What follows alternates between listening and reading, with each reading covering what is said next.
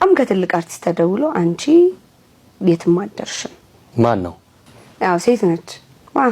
ምንም አትሆኝም ልትልሽ ለሊት ነው የደወለችልኝ። ለሊት 5 ሰዓት ተኩል በጣም ነው የምወዳት፣ በጣም ነው ማደንቃት። አይ ነው ትክክል ላይሆን ይችላል። አሁን እኮ ሁሉም ሰው አሁን የኔ ዘፈን ሰው ሰርቶታል፣ ግን ዳዝም ማረር አሜን እንትን ነው። እጅግ አስደናቂው የቬሮኒካ አዳነ ስኬት ከየት መጣ የሚለውን ጉዳይ በዝርዝር እንመለከታለን። እስከ መጨረሻው ድረስ አብራችሁን ሁኑ። ለቻናሉ አዲስ ሆናችሁ የመጣችሁ ላይክ፣ ሼር፣ ሰብስክራይብ በማድረግ ቤተሰብ መሆን ትችላላችሁ። እስከ መጨረሻው ድረስ አብራችሁን ቆዩ። በጆርናሊዝም እና በኮሙኒኬሽን ከመቀሌ ዩኒቨርሲቲ የመጀመሪያ ዲግሪዋን በአሪፍ ነጥብ አግኝታለች። አባቷ አዳነ ተካ፣ እናቷ ህሊና ዮሐንስ ይባላሉ። ለቤተሰቧ የመጀመሪያ ልጅ ስትሆን ፍሬህይወት አዳነ የምትባል ታናሽ እህት አለቻት። አባቷ አዳነ ተካ የጎንደር ሰው ሲሆን አቢሲኒያ በሚለው ሙዚቃ ቪዲዮ ብዙ ኢትዮጵያውያን ቢያውቁትም ያን ያህል ገኖ ሊወጣና በስራው ልክ ሊታወቅ አልቻለም። የሰው ልጅ መገኛ ኢትዮጵያ ዘመናዊት የአገር ንጥር ቅቤ የጣዝማ መድኃኒት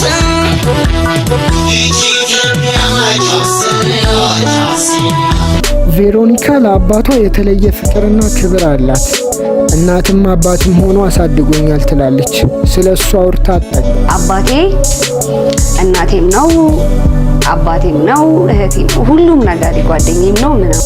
እሷና እህቷ በቤት ውስጥ ሁለቱም ሴት ልጆች በመሆናቸው በጥንቃቄ ነው ያሳደጋቸው። ሴት ልጅ በቀላሉ ልትጎዳ ትችላለች፣ እንቁላል ናት። ስለዚህ የተለየ መልኩ ቁጥጥር፣ እንክብካቤና ጥበቃ ያስፈልጋታል። አለበለዚያ በቀላሉ ሕይወቷ ሊበላሽ ይችላል ብሎ ያምናል። ቤት ውስጥ በነፃነት ነው ያደገችው ከእህቷ ጋር። እንጀራ መጋገር እንኳን አትችልም። እንጀራ መጋገር ያልቻለችበት ዋነኛ ምክንያት ከአባቷ ጋር ማደጓ ይመስለኛል። ምክንያቱም በኢትዮጵያ ባህል እንጀራ መጋገር የሴቶች ድርሻ ተደርጎ ስለሚወሰድ ብዙ ወንዶች እንጀራ መጋገር አይችሉም። ብዙ ጊዜ ስለ እናቷ ስትናገር እንባ ይቀድማታል፣ ስሜታዊ ትሆናለች። ገና የ2 ዓመት ህፃን እያለች ከአባቷ ጋር በተፈጠረ አለመግባባት እናቷ ጥላት በመሄዷ እናት ባላቸው ሌሎች ህፃናት ልቧ እያዘነ የልጅነት ወቅቷን አሳልፋለች። እናቴ የ2 ዓመት ልጅ ያለው ነው ወልዳኝ ጥላኝ ሄደችው። እናትነት እኮ የእውነት ያየሽው ነው። አባትነት እምነት ነው። የአዝማሪ ሚስት መባሉን አትፈልገውም ነበር። ምንም እንኳን ፍላጎቷን የሚያሟላላትና ጥሩ አባት ቢኖራትም በህፃን አእምሯ እናት የመሻት ፍላጎቷን ሊቆርጥላት አልቻለም። የእናት ፍቅር ማለት ደስተኛና የተሟላ የልጅነት ጊዜያትን የሚሰጥ ጤናማ የስነ ልቦና ሂደት ነው። ጤናማ የሆነ የእናት ፍቅር በተፈጥሮ የሚመጣ የስሜት ጥልቅ ትስስር ነው። ያለማንም ማስገዳጅነትና ጥቅምን ቅድሚያ ያላደረገ ከፍተኛ የመውደድ ራስን የመስጠት ፍላጎት ነው። ይህን የተፈጥሮ ጸጋ በልጅነቱ ያላጣጣመ ሰው በተለያዩ አጋጣሚዎች በሚፈጠሩ የእናትና ልጅ ትዕይንቶች፣ መዝሙሮችና ተረቶች በቀላሉ ስሜቱ ሊረብሽ ይችላል። እኔ ይህን መዝሙር ስሰማው በይና ይመጣው ትምህርት ቤት ውለን ስንገባ ቤታችን መክሰስ እንበላለን ካለች እናታችን። አዲስ ልብስ እንድንለብስ አመት በዓል ሲመጣ እማማና አባባን በኤችአይቪ አንጣ ብናለቅስ አባባይ አለን አይዟችሁ ባይ ያለ እናት ያለ አባት ሕይወት ጨለማ ናት። ይሄ የተፈጥሮ ሂደት በተለያየ ሁኔታ ሊዛባ ይችላል። ከተዛባ ደግሞ የሚፈጠረው ተቃራኒ ይሆናል ማለት ነው። እናት ልጇን ገደለች፣ ልጇን ጣለች የሚባሉ በተለያዩ ጊዜ ከስንት አንዴም ቢሆን የሚፈጠሩ ዜናዎች ሰምተን ልናቅ እንችላለን እና እንደዚህ አይነት ተፈጥሯዊ ስሜቶች በተለያዩ አጋጣሚዎች ሊዛቡ ይችላሉ። በዚህ ረገድ በእናቷ በኩል ያለው የህይወቷ ክፍል አሳዛኝ ነው ማለት ነው። ቬሮኒካ ብዙ ጊዜ ስለ እናቷ ስሜታዊ የምትሆነው በዚህ ምክንያት ነው። በኢትዮጵያ የሙዚቃ ኢንዱስትሪ በአጭር ጊዜ ውስጥ ከፍተኛ ስኬት ካገኙ ሰዎች መካከል አንዷ ናት። በልጅነቷ ዘፋኝ የመሆን ፍላጎት አልነበራትም። እንደ ማንኛውም ሕፃን የሚቀያየር ፍላጎትና ሁኔታዎችን ማዕከል ያደረገ ስሜታዊነት ይታይባት ነበር። ዲዛይነር መሆን ትፈልግ ነበር፣ ሯጭ መሆን ትፈልግ ነበር። አርቲስት መሆን ትፈልግ ነበር፣ ጋዜጠኛ፣ ደራሲ፣ በአጠቃላይ የተለያዩ ፍላጎቶችን ትመኝ እንደነበር ተናግራለች። ሙዚቀኛ የመሆን ፍላጎት ያደረባት ለመሆንም የተነሳሳችው 2003 እና 4 ላይ በጣም ዝነኛ ተጽዕኖ ፈጣሪ በነበረችው ዘማሪት ዘርፌ ከበደ አማካኝነት ነው። ዘርፌ ከበደ በጊዜው ታዋቂና ብዙ ሰዎች ላይ ተጽዕኖ የፈጠረች የዘርፌን መዝሙር በመዘመርና የእሷን ድምፅ በማስመሰል ከሰዎች በሚመጡላት አዎንታዊ አስተያየቶች ሙዚቀኛ የመሆን ፍላጎት እንዳደረባት ተናግራለች። የቬሮኒካ ድምፅ አጠያያቂ አይደለም፣ በጣም ያምራል። የዘርፌን መዝሙር በጣም ህዝቡ ልብ ውስጥ ገብቶ ስለነበር በቬሮኒካ ድምፅ የዘርፌ መዝሙር ሰዎች ሲሰሙ በሚሰጧት አስተያየት ብዙ ጊዜ ከሁለተኛ አካል በሚመጣ በጎ አስተያየት ታለንታችንን የማዳበር ነገር አለ። የሰው ልጅ ተፈጥሮ ነው። የሙዚቃ ህይወት አስቸጋሪና ሙሉ ጊዜን የሚፈልግ ስለሆነ አባቷ አዳነ ተካ ትምህርቷ ላይ እንድታተኩር እንጂ ሙዚቀኛ እንድትሆን አይፈልግም ነበር። የሙዚቃ ህይወት የስኬት ጉዟ እንደ አብዛኞቹ ኢትዮጵያዊ ድምፃውያን ተስፋ የሚያስቆርጥና በአስቸጋሪ ሁኔታ የተሞላ አልነበረም። እልህ አስጨራሽና በፈተና የተሞላው የሙዚቃ ህይወት አባቷ ስላለፈበት እንድትንገላታ ስለማይፈልግ ትምህርቷ ላይ እንድታተኩር ሲሪየስ በሆነ መልኩ ይቆጣጠራት ነበር።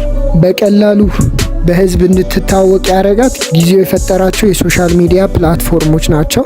በፌስቡክ የጀመረችው የሶሻል ሚዲያ እንቅስቃሴ በኢንስታግራም አሳድገዋለች። ከምንም በላይ ለእድገቷ ኢንስታግራም እንደጠቀማት ትናገራለች። ኢንስታግራም ላይ የምትለቃቸው ቪዲዮዎች ብዙ ሰዎች ጋር ከመድረሳቸው አልፎ ዝነኛ የሆኑ ግለሰቦችን በመማረክ ናቲማን፣ ፍጹም ቲ፣ ጃኪ ጎሲ የመሳሰሉ ሙዚቀኞች በኦፊሻል ፔጃቸው ቪዲዮቿን በማጫወት በቀላሉ ብዙዎች እንዲያውቋት አድርጓታል። ከዚህ ባሻገር ብዙ ዩቲዩበሮች ከኢንስታግራም ላይ ቪዲዮቿን እየወሰዱ የተለያዩ ሀበሻ ሪያክሽኖች ጋር አንድ ላይ በማድረግ በዩቲዩብም ብዙ ሰው እንዲያያት አድርጓል። ዩቲዩበሮች የጠቀሟት ጥቅም በኢንስታግራም ሊያዩት የማይችሉ የማህበረሰብ ክፍሎች ዩቲዩብ ላይ በስፋት እንዲያዩት ከተለያዩ ሀበሻ ሪያክቶች ጋር አንድ ላይ በማድረግ ብዙ ሰው እንዲያውቋት አድርጓል። ይህን እድል የፈጠረላት ኢንስታግራም ነው ማለት ነው። እውቅናዋ በዚህ መልኩ እያደገ ሲመጣ ዲሲቲ ኢንተርቴይንመንት የተለያዩ ከቨር ሙዚቃዎችን እንድትሰራ በማድረጉ ይበልጥ እየታወቀች መጣች። በነገራችን ላይ በጆርናሊዝም እንደተመረቀች ከመቀሌ ዩኒቨርሲቲ ዲሲቲ ኢንተርቴይንመንት ጋዜጠኝነት ተቀጥራ ለአንድ አመት ያህል ሰርታለች። በደሞዝ ስላልተስማማች ነው የወጣችው እንጂ ጋዜጠኛ የመሆን ፍላጎት አሁንም ድረስ ከሙዚቃው ጎን ለጎን ጋዜጠኝነቱን የማስኬድ ፍላጎት አላት። በዲሲ ኢንተርቴይንመንት የተለቀቀው ናልኝ በሚለው የመጀመሪያ ስራዋ ብዙዎች ባያቋትም ከ500 ሺህ በላይ ህዝብ ተመልክቶላታል። ከዛ በመቀጠል ብዙ ኢትዮጵያውያን ሙሉ በሙሉ እንዲያቋትና ዝነኛ እንድትሆን ያስቻላት የመጀመሪያ ስራዋ ተው የሚለው ሚውዚክ ቪዲዮ ሲሆን 5.8 ሚሊዮን ጊዜ ታይቶላታል። ጥፍጥ አለ የሚለው ሶስተኛ ስራዋ በአንድ ሳምንት ውስጥ 1.5 ሚሊዮን ጊዜ በመታየት በአጭር ጊዜ ውስጥ የስኬቷ ማሳያ ሆኗል።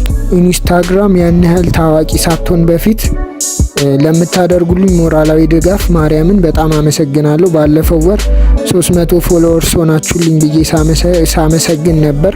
3000 ፎሎወርስ ሆናችሁልኝ ብዬ ሳመሰግን ነበር። አሁን ደግሞ 8300 ደርሳችኋል። አሁንም ከልብ አመሰግናለሁ። እግዚአብሔር ያክብርልኝ። በአንድ ወር ውስጥ 8300 ደርሳለች። 5300 ፎሎ ጨምሮላታል በአንድ ወር ውስጥ። በአጭር ጊዜ ምን ያህል እየታወቀች እንደመጣች ነው የሚያሳየው። ኢንስታግራም ላይ ቀስ በቀስ ፎሎ እየጨመረ መጥቶ አሁን የተለያዩ ሶሻል ሚዲያዎችን ትጠቀማለች። የራሷ ዩቲዩብ ቻናል አላት። ለመጀመሪያ ጊዜ ኢንስታግራም ላይ ብዙ ሰው ያየላት ቪዲዮ የተሾመ ምትኩ ሰማይ ሲላወስ የሚለው ዘፈን ነው።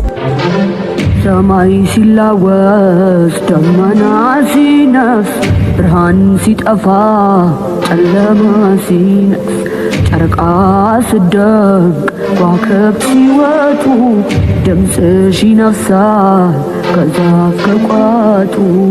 በሱ ዘፈን ብዙ ሰዎች እንዳዩላት እንደዚህ ብላ ጽፋለች። እንደምታዩት የተሾመ ምትኩ ሰማይ ሲላወስ በጣም የምወደው ዘፈን ነው። በተቻለኝ መጠን የወንድ ድምፅ ለማውጣትና ወንድ ለመምሰል ሞክሬያለሁ። ተሳክቷል አልተሳካም እናንተ መስክሩ። ለምትሰጡኝ አስተያየት ከልብ አመሰግናለሁ። 60,000 ቪውስ ዶርም በተሰራ ቪዲዮ ማግኘት መቻል መታደል ነው። ይታደሉታል እንጂ አይታገሉትም ይሉሃል ይሄ ነው የሚል ነገር ጽፋ ነበር። ራሱ ተሾመ ምትኩ ደግሞ ገብቶ ኮሜንት አድርጎላታል። ሺ ኢዝ ግሬት አይ ሪሊ አፕሪሺየት ሄር አይ ዊሽ ሄር ዘ ቤስት መልካም ገና ብሎ ጽፎላት በጣም ደስተኛ እንደሆነች ተናግራለች። ሰይፉ ላይ ቀርባ አላመነችም ነበር በጊዜው ፌመስም ስላልነበረች ያን ያህል በዚህ ኮሜንት በጣም ደስተኛ እንደሆነች ተናግራለች። እስኪ የተሾመን ኢንስታግራም ፔጅ እንመልከት። ዋው 5033 ፎሎ ነው ያለው። እዩት እንግዲህ አዛውንቶቹን ከርብታቸዋለች በሚገርም ሁኔታ።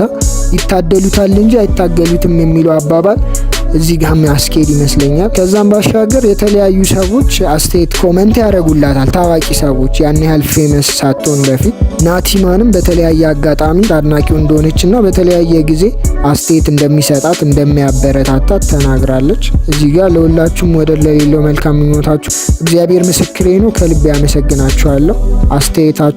አስተያየቶቻችሁ አስለቅሰውኛል። ከዚህ በኋላ ማንም አይገድበኝም። አባቴ ከአዲስ አበባ ደውሎ እያለቀሰ ከዚህ በኋላ የፈለግሽውን የመሆን መብት አለሽ፣ አልከለክልሽም፣ ብቻ ባህልሽን ጠብቂ ያለኝ በደስታ ማበዴ ነው። ምርቃት እንዳይመስላችሁ የተመረኩት አባቴ መረቀኝ። በትምህርቴም ተመርቄ ስጨርስ የኔ አርአያ የሆነው ተወዳጁ ዘፋኝ የግጥምና ዜማ ደራሲ ናትናኤል አያሌው ማመስገኛን ለመስፈን ጓጉቼ ነበር። ዛሬ ተሳክቷል። ናቲማን መልካም ምኞቱን ልኮልኛል ብላለች ኢንቦክስ።